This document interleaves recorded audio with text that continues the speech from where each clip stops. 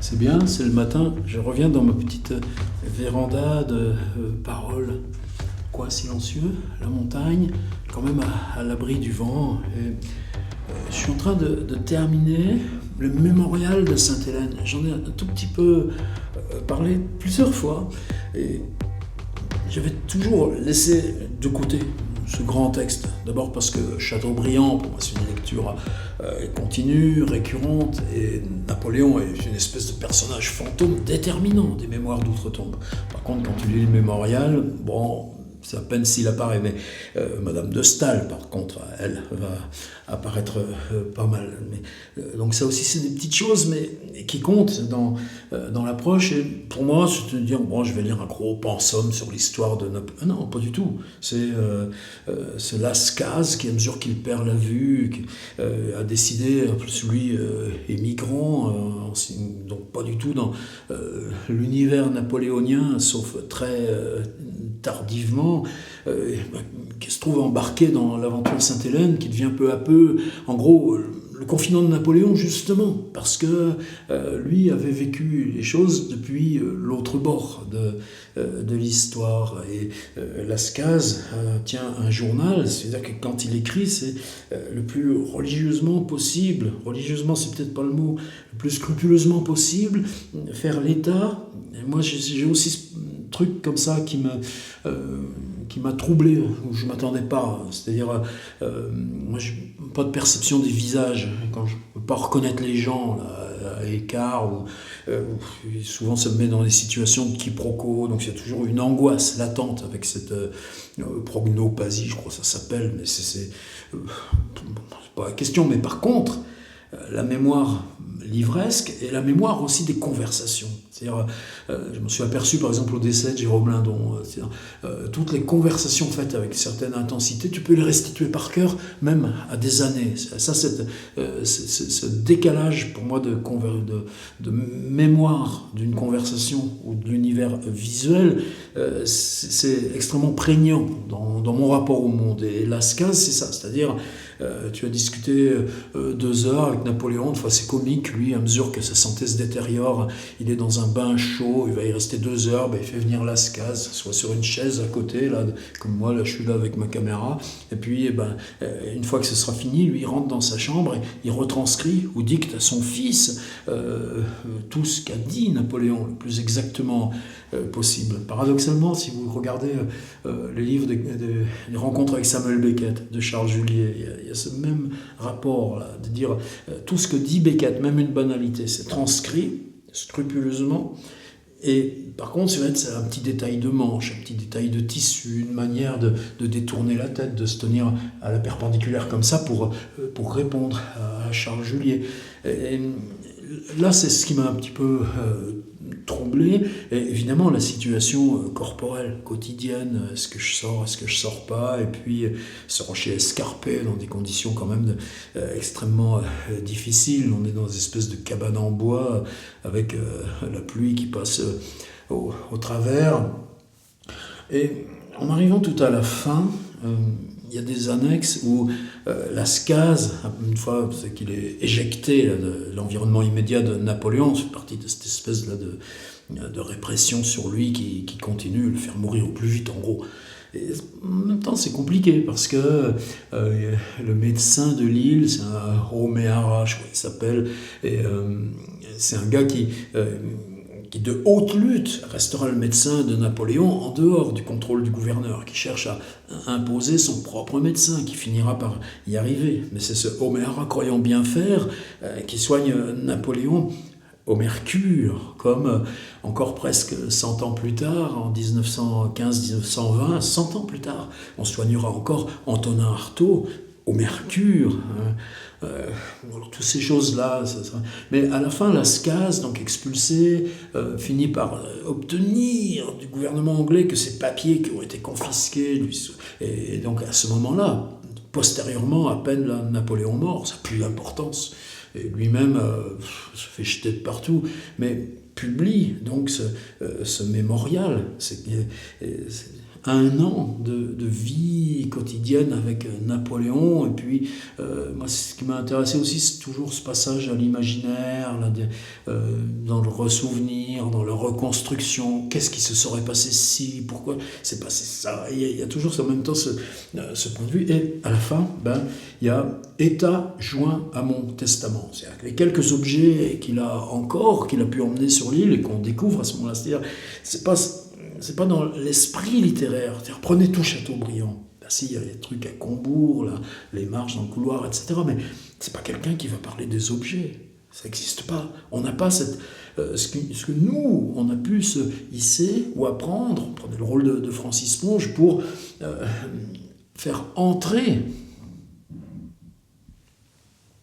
les choses, les objets, dans notre façon de saisir le monde et d'écrire. Et Lascaz, donc, c'est aussi, quand il joint ces pièces, c'est dire mon témoignage sur Napoléon a valeur et à la légitimité. La preuve, c'est que je publie les lettres qu'on a signées ensemble, envoyées au gouverneur de l'île, Hudson Love, qui installait là, au quotidien cette répression, ces sentinelles, contrôlait la bouffe, contrôlait notre courrier, etc.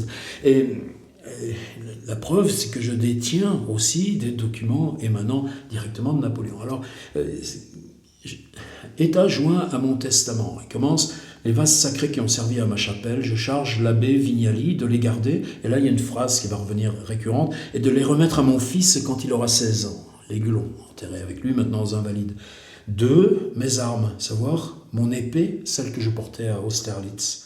Mon poignard, mon glaive, mon couteau de chasse, mes 2 paires de pistolets de Versailles. C'est impressionnant, parce que cette espèce de truc, par exemple, quand il reparle de la guerre de Russie, on a perdu 40 000 hommes, mais là-dedans, les 3/4, c'était pas des Français, c'était des armées les Français étaient minoritaires dans leur propre armée, et on aurait pu gagner, donc c'était légitime. Je leur avais dit, on va hiverner là, dans cette ville, Mila, où toutes les rations il y avait des temps de rations déjà prévus, temps de rations, etc.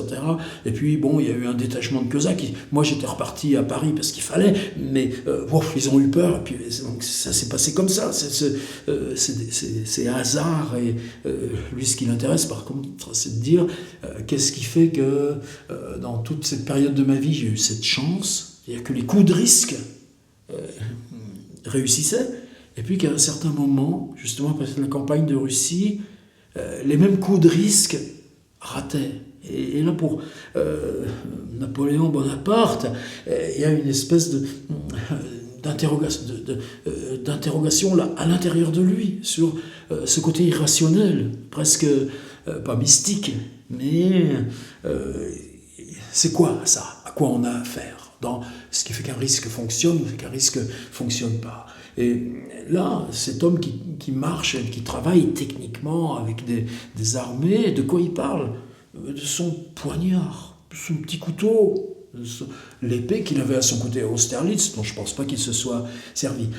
Mon nécessaire d'or, celui qui m'a servi le matin d'Ulm, d'Austerlitz, d'Iéna, d'Elo, de Friedland, de l'île de Lovo, c'est-à-dire dans quelle assiette tu manges, dans quel gobelet tu sers. Ah ben ça, oui, mais c'était ça, la chance aussi. Le comte Bertrand est dépositaire depuis 1814. Je désire qu'il soit précieux à mon fils. Je charge le comte Bertrand de soigner et conserver ses objets et de les remettre à mon fils quand il aura 16 ans.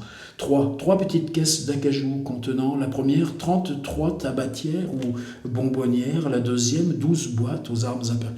Napoléon collectionnait les petites boîtes et petites tabatières. Ensuite, 3, mon lit de camp, dont j'ai fait usage dans toutes les campagnes. C'est impressionnant, parce que même à un moment donné, l'Angleterre lui fournit un lit plus confortable. Lui, il dit non, ça sent la mort. Ce lit sent mauvais.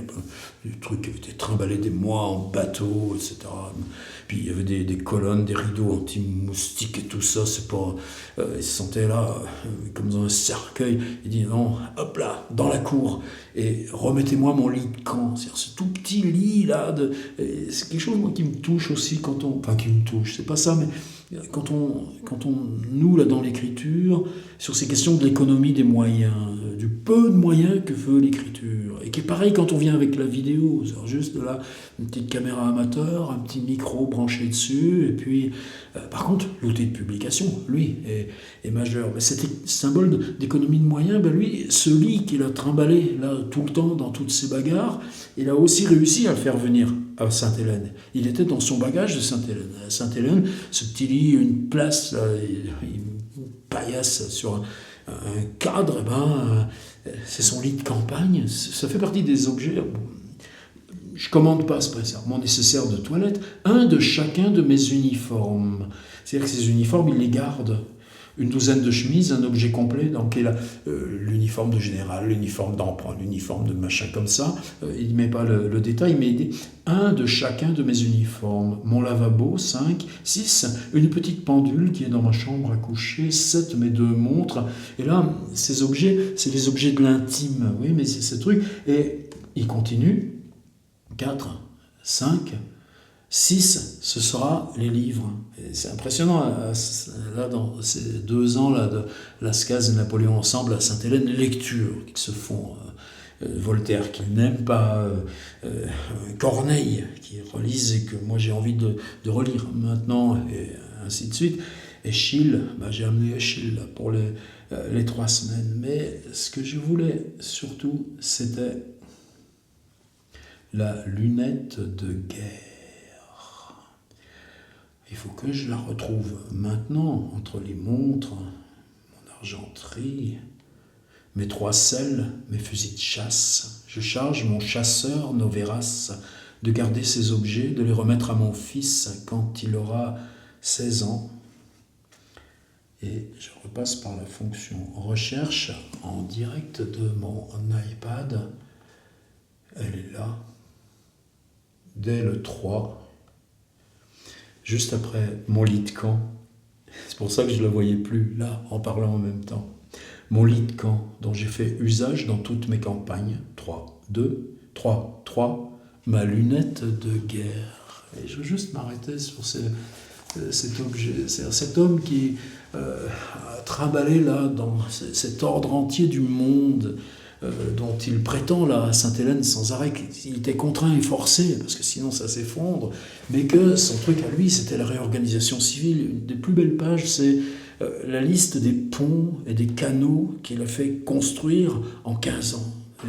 Et toutes les modifications aussi du Code civil, les réflexions sur le divorce, une page sur les retraites, les prélèvements de salaire des fonctionnaires pour que chacun soit égal dans leur... Enfin bon, j'entre pas là, mais tout d'un coup, se dire, là, même dans la réclusion, c'est une espèce de roc où il n'y a rien à voir, il n'y a même pas de plantes, il n'y a pas d'arbres, les forces de météo, de nature, le froid, le chaud, parce que c'est pas toujours l'extrême chaud, et puis tout d'un coup, la pluie infernale, et toujours le vent, et le roc noir, et leur baraquement, et le droit d'aller à 200 mètres au bout, parce qu'après, lui, c'est pas, si, il a le droit, mais il faut qu'il demande à la sentinelle de l'accompagner, ça, il s'y refuse, donc il reste, il y a sa réclusion, dans sa réclusion, il y a cette lunette pour voir loin. Et cette lunette, Napoléon, c'est comment dans l'économie d'une bataille, avec ses divisions, ces milliers d'hommes, etc., ces champs de mort,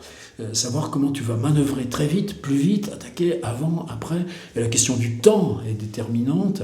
Et ça, c'est la lunette de guerre. Et la lunette de guerre, il l'emmène comme étant son objet jusque dans le fond de la réclusion, jusqu'à la mort, et il décide de la léguer. Qu'est-ce qui est devenu cette lunette de guerre ? Peut-être faudrait retourner au musée des Invalides, peut-être qu'elle y est. 3. Ma lunette de guerre. Après, moi, je me demandais, c'est quoi pour nous, là, les auteurs ? On n'est pas dans des combats, on n'est pas dans des champs de mort, mais dans cette appréhension du dehors, et ce qui nous aide, là, prendre les détails, des petites décisions. Et c'est quoi l'outil optique qui fait que, pour nous, c'est quoi, auteur ? Et qu'on emmène jusqu'à la mort lente, la lunette de guerre. Voilà, j'ai achevé le mémorial de Sainte-Hélène de Lascaz. Là, je suis en train de dire, j'ai repris en cours, c'est-à-dire j'avais arrêté... Le Miroir des Limbes, le tome 2 de Malraux, où le mémorial est très présent, hein, justement, un moment où il dit à De Gaulle, c'est pour ça que le mémorial est si important. Et je voulais savoir. Maintenant, je crois que je sais, donc je suis revenu à Malraux. C'est comme ça mes lectures, et puis on en reparlera. Il y a des pages de Malraux éblouissantes aussi. C'est pas que ça éblouit, c'est que ça te fait franchir une marche vers le bas. Ça te fait descendre dans quelque chose que tu ne connaissais pas. Et Malraux, ouais, t'as Espace Malraux, t'en as partout, mais les Miroirs des Limbes, cette espèce de mémoire, regardez, mai 68, j'en parlerai dans un autre truc, mais il est en discussion avec un ami qu'il n'a pas vu depuis 20 ans, psychanalyste en Amérique du Sud, il parle de ça, de Freud, de Marx. Et puis, il y a un huissier qui, toutes les 20 minutes, apporte sur un plateau en argent les derniers téléx avec où en sont les émeutes sur le boulevard Saint-Germain, dans le quartier latin. Et tout d'un coup, le psychanalyste, pendant que Malraux lit ce petit billet d'huissier, lui donne à lire. Et c'est comme tout résonne, ces choses-là. Sur la cheminée, il y a un petit chat en céramique, un petit chat du Japon. Et la discussion vient là-dessus, simplement c'est Balthus qui vient de le lui offrir. Et ça, dans Malraux, c'est ces petites pointes, et c'est aussi lunettes de guerre. C'est tout petit micro-détail d'infinie résonance. Et ça, moi, j'ai besoin de ces choses-là. Ça va être ça, ma véranda à parole. De toute façon, il y a un petit moment qu'elle existe sur ce site, mais je crois que je commence à comprendre pourquoi elle me sert. Et je préfère parler des lectures comme ça. On en reparlera. Hein. Lunettes de guerre. Vous aviez souvenir, vous? Terme du mémorial, cette petite lunette de guerre.